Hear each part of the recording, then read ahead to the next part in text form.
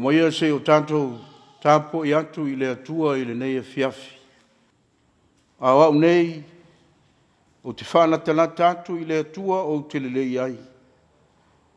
O whaia le li i le atua mau malu, ina ia o tau ina atu o au ngā luenga uma. Tātou te talo mo le ngang pa ia. Tāpo inga whaifua, le nei tāpo inga, pe a whai e le fiso soani mai loa ngang pa ia i a i mātou. Wa o loa nganga o iai le mana, ngā lue inai fina ngalo mo mātou loto. Ina ia tupu a tiri ai lo mātou whātua tua e vivii, ma whawhiteia lo walofa tele lo mātou tamai. Fisoa ni maia ina ia a mata i le manuia la mātou tāpo inga. Whaiu foi se vi inga o laulawa fio. Yesu Keriso lo mātou ali ma le whaola e tō tasi walai la mātou tatalo. Amen. Whaitawina o le tūspaia, Filfilia, lau tusi o salamo, fitsul malitolu, whaitawina, nisi o whai upu. O a whionga pa ia, alu tātou ali. A wau, e lea uno, no tā whātasi mo oe, na e tā whina lo lima tau matau. E te taitai a te au i lau pule, ai muli ane, e te taria mai au i le manuia.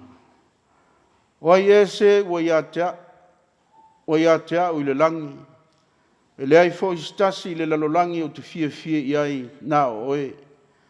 E vai lo tino mo lo loto. A o le atua o le papa ia o lo loto mo lo tofi e whaavavau. A wā whauta whano lava oe whaamau ma oe.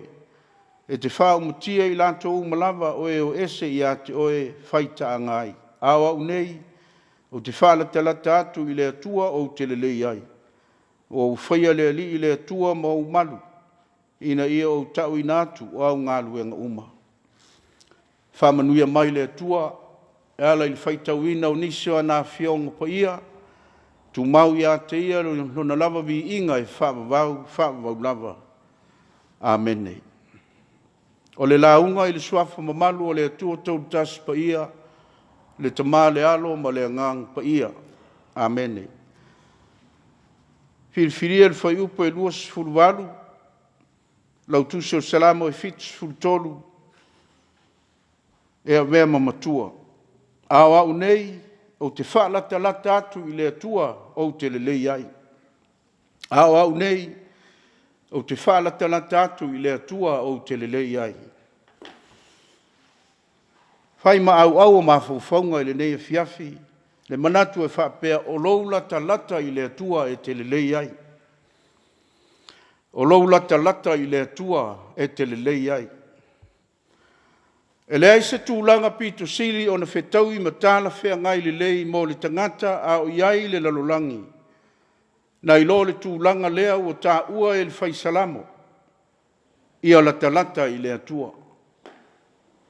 O le whamo e moe o le atua i le amatanga na te whaia se tangata ia lata o na whōlinga i a te ia. Na ia tuina le tangata i le lalolangi i whātasi ma le pule i mea uma. Tu iai ma le whaitalia ma le saulotonga. Le ola fia i mea le lei uma na te maua. Peitai. Na tu iai ma le whātonunga le atua ia aua na isolia le tangata. O lo le whamo e moe. Ia le mamau ese le tangata mai le atua. A ia lata i a te ia. Manino mamala malama le le iai tāwita i le whina ngalo pa ia leo le atua. Lala leo lo na whapeane a o au nei o te whaalata atu i le atua o te le iai. O le winga o le upu whaalata i le atua o le bili watu i le atua. Ia savavali i le atua ma ia fia i le atua. Ia whamasani ma le atua ma wheo wai ma le atua. O winga lau tele ia o le whaalata o le tangata i le atua peitai. O tua atu o le whaalata o le tangata i le atua. O lo ta oto ai lona le lei. Whaatasi ma lona manuia mai le atua. Ta vita lava na ia tusia le nei salamo. Ma o lana tau tinonga lea i le mea ua nei loa.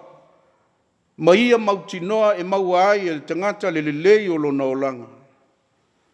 O le avea o ia mastasi e whala te lata atu i le atua. E tele mea whaingetahana tutupu. Ma whawhea ngai ma tā vita e maise i lana ngā luenga wha leo leo mamoe. Tei nane fo i le lama peo saulo i se ala e wha o ai le oti i ante ia. Peitai. Wa vea le tutupu o ia mea uma na iloa ai e tā vita. Pe ana leo ia o se tangata e whala te lata i le atua. E le whasauina lo naola e le atua ma ia pua ngā. O iloa le lei fo i e tā vita le ese senga o lona lata i le atua. A toa ma taimi sa mamau ese ai o ia ma le atua. O aso siri o na le lei mo tā vita, o aso ia na le liwai i le atua. O aso na sava wali ai ma mafuta whaatasi ma le atua. O taimi na wha maasani ai i le atua ma fia ai o ia i le atua. O na taimi maua lulunga ia. Whai mai tā vita o le atua o lo papa ia ma lo olo. O lo malu ma lo olo tanga o te olai. La le winga o ia upu. O wha manu ianga ia sa ia tā vita wa le tangata sa whala te lata i le atua. Nā vea ai le atua o le papa ma le olo e suru wha i ai. O le atua e saunga le muwai le ola o le tangata whala te lata. O ia foi o le talita ma le pulu wanga. Nā te whaola ma la vea i le tangata whala te lata. Ioe, o wha manu ianga ia po matu pala na tō ina mai le atua. E tiu mala e ai le tangata whaala talata i le atu. Sa ilo le lei e uso o Iosefa. O Iosefa lava le tama e au iai a kopo lo lantou tama. Wati le ai le titi e ae o le loto o le tama i le vai atu iai a kopo. O a lava mele lei uma na te maua.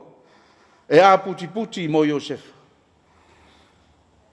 O le mea lo fia turi loa i le nei tala. A whala te lata le tangata i le atua. O le tangata manuia le nā. E ui na whala te lata i Iosefa i lona tama. Ai le i tū mauai. O wao le ulua i awanoa. Na savali ese atuai o ia mai lona a inga. Na whatau i nai e o na uso i tangata whatau oa. Ma watu ai o ia i aikupito.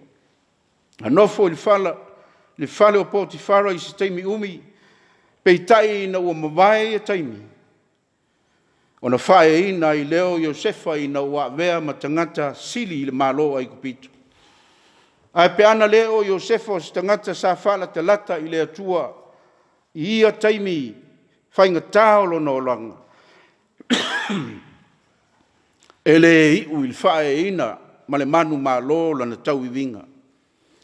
Le winga leo le whala te lata o tā vita i le atua a wana le lei mo saunga le muwai lona ola i taimi pua ngā tia ai.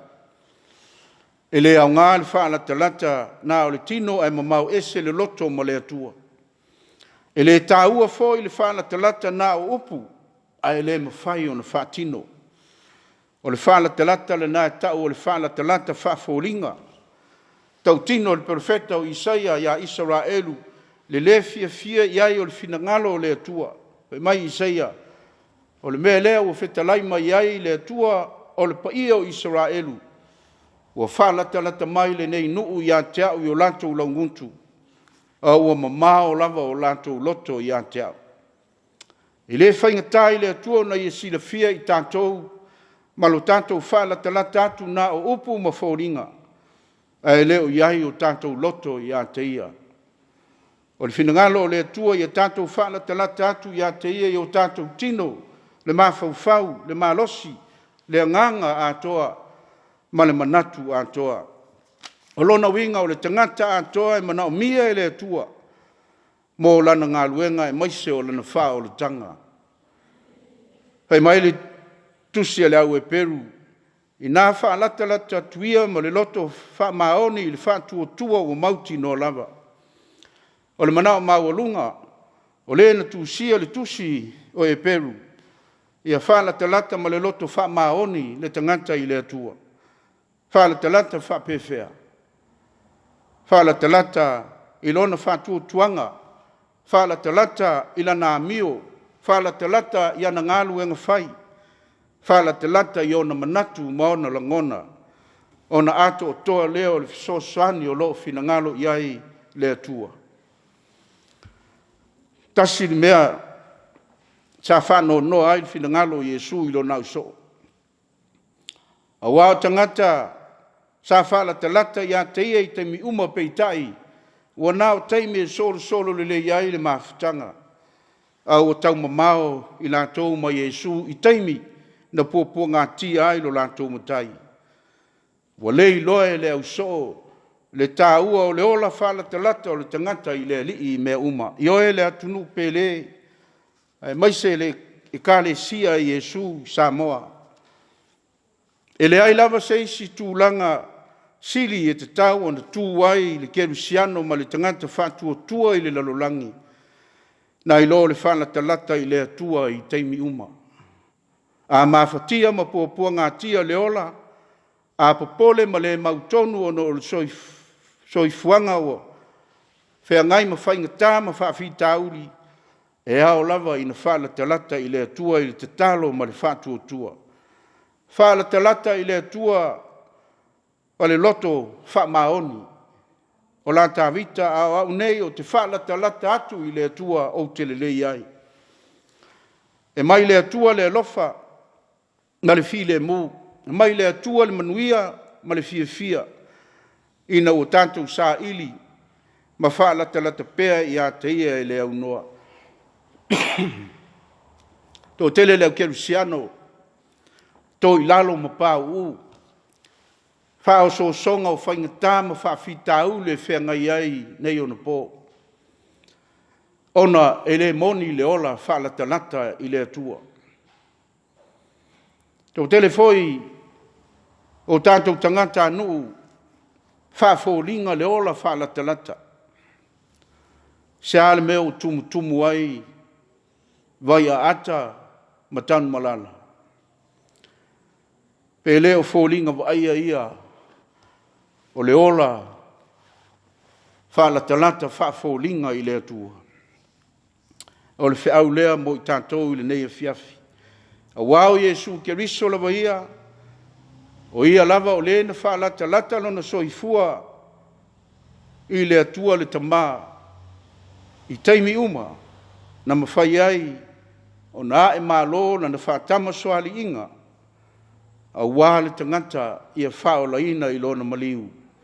A maise o lona toi tu manu malo na i le oti ma le tūnga mau. I a manuia lo walo whaiva Samoa malo longa o le Nepo ma le nei Afiafi. Tau tolu ina i le nganga o le atua. Malo longa uma ina i a tātou au lia manuia le malama tae ao pe atusa malon finangalo pa ia. Amen. Tātou pese il pese usamnia.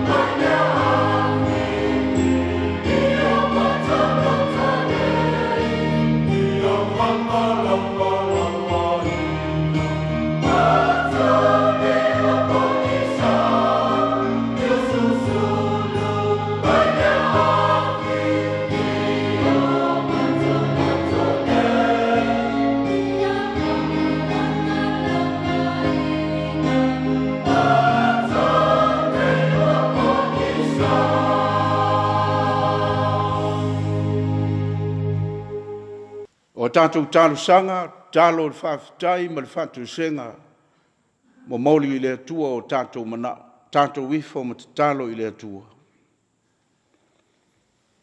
E lava o na mātou tāu lau pa ia ma lau siri ese i le tai ao, o whapea fōi i le nei Afiafi. A wae ao lava i le kerusiano, ai maise o le nei atunu o whaavai i lau fio. O na mātou o atu, i a te oi le tai ao, whapea fōi i le Afiafi. Ai le tu uai o mātou taimi pānga noa umalava.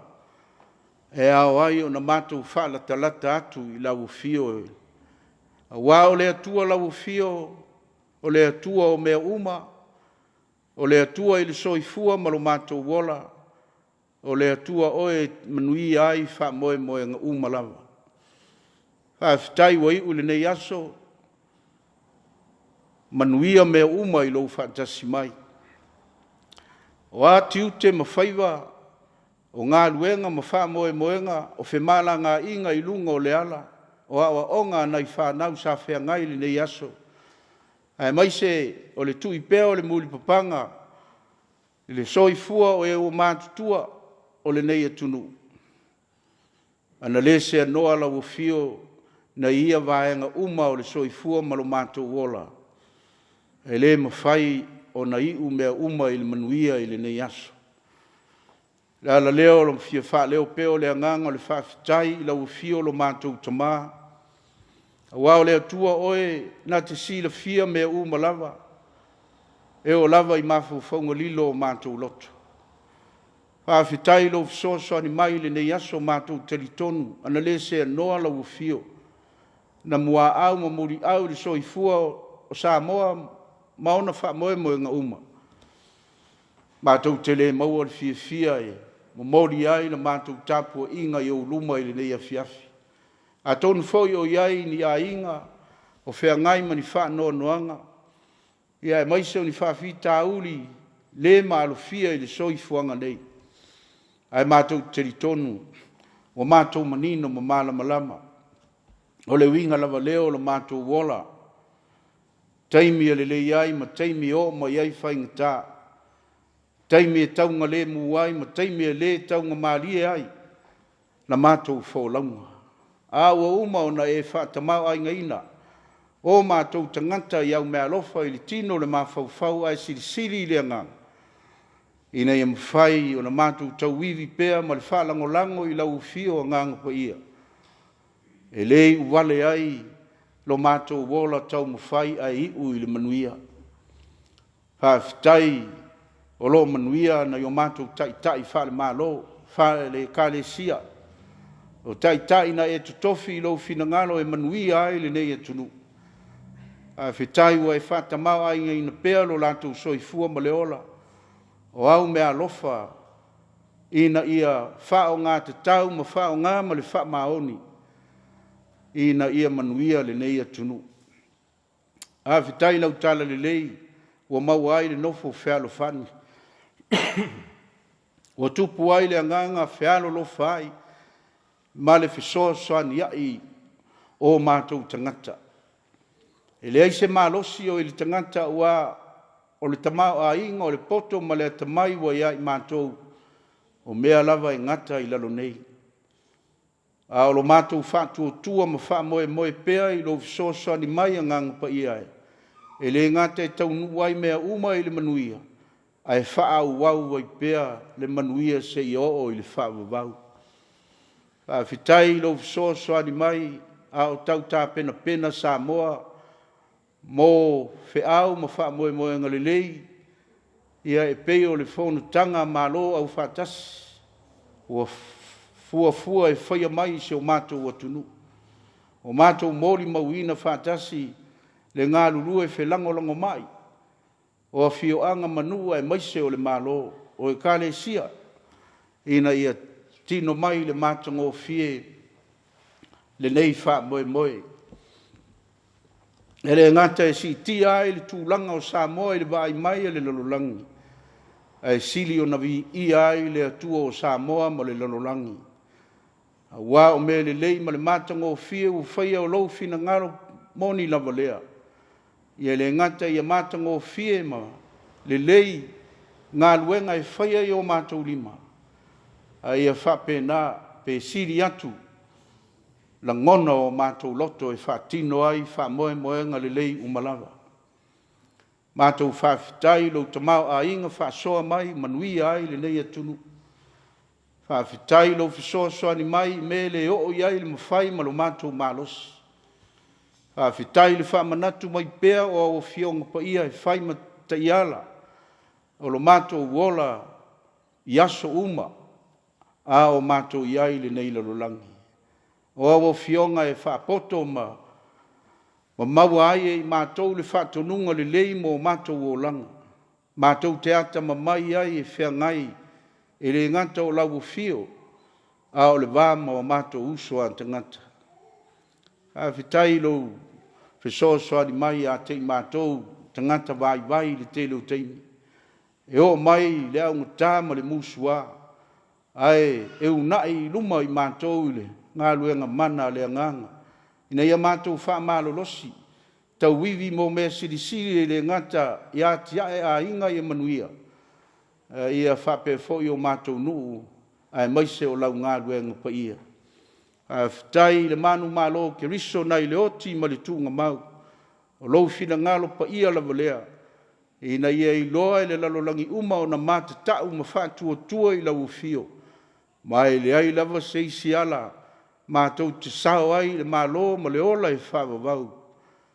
Wa nā o le mātou talia o le whaolotanga e ala ia Iesu ke riso o le mātou whaola. Ia o ansi se o Samoa i le nei aso tamae wha maa ngalo mai mātou a fua mai o mātou tai se ia o lava ia mātou whanau iti. Ni masei ma ni whaale e tonu ni sasi ma ni whaatamala o le nei aso. Mātou te talo ia e wha maa ngalo ma wha pale lo walofa mo le nei atunu ma o na tangata. Ia vea le maliu Iesu ke riso lo mātou ali ma le whaola. Ina ia mātou langona ai e lei whaingo fie lau sa ilinga ina ia lawe ina ma whaola ina le lalolangi ina ia latou wangasala. Mātou te talo ia tātou malau fio i le nei Afiafi ai maise o le anga atu i malo longa o le Nepo ia whamanuia mai. Ia anga le lei lau fio ia maua e Samoa malo longa le lei maua se whasilinga malos. Ia wale a sufou ma le tae au mua i whiau ma ngā luenga. Ina ia manuia i lo walofa ma lo wanga le lei mai. Ia whamanuia lo mātou o tunu ma i o nao se i o naiu. Whamanuia tiute ma whaiwa o e tofi ai o mātou tangata mai latou foi o wase manuia o Samoa. Ia whamalosi au ma whisoa soani i nisi o tau tewa no whaingata ngase ma mai e whenga iai. Ia lo whangia nei whanau il whaau o wina o latou wa o onga. Ia o onga mau o lulunga o kolisi whawhai whiau. Ia ai maisi foi o nei whanau iti. Ia malu le soifua ma lo latou wola. Ia ao whaola o lau fio i le nei vai aso. Mātou te talo foi ia. Whioa iai o lo atunu i ala whaingata. Whamata e whaingo fie a o ala lawa ia o tele ina whano ai le soifua ma le ola. Ia whamalu pea lo walofa tū noa e malu ai le soifua whe mala ngā i le ea o le sami al whanga i le ele. E nai o mātou tangata i le nei vai aso. Mātou te talo malafo i atu i lau fio le lalolangi bebesi i taua ma whewai vai inga. O a fianga o le soifua o tangata o no mala whale nā tūla i le itu ma le itu o le lalolangi. Ia alofa ngia e lau fio o lato whaingata ma pōpua ngā. Ia maua pea le toa fi le mū. Ia maua i lato le manuia. E ala i le fisoa soani o loa nganga. Ia lato i loa foi o na whaalangolango ma wha moe ma ola mata tau i lau fio. Wa e le tutupu fua. Ia pua ngā i le soifuanga wha le tangata. Ia o mātou tālu sanga ia lo mātou tamai. manuia le galuega o feagai ma le EFKS TV ma le aufai galuega galulue ia vea pea lenei avanoa fai mavanoa e faasalalauina atu ai lou finagalo ma le tala lelei e lē gata o Samoa a o i tuuma o le lalolagi o matou talusaga ia i lauafio a o mai le pō ma matou momoe ia leoleuina se o matou atunuu ia malu lo matou ola i ou aoaga lelei o mea uma ua matou ofo ina atu e ala ina matou tatalo ia faia pea lou finagalo alofa ae aua nei faia ona o lo matou faatau anau ona o Iesu Keriso lo matou alii ma le faaola e toʻatasi ua ala ai le matou tatalo amene.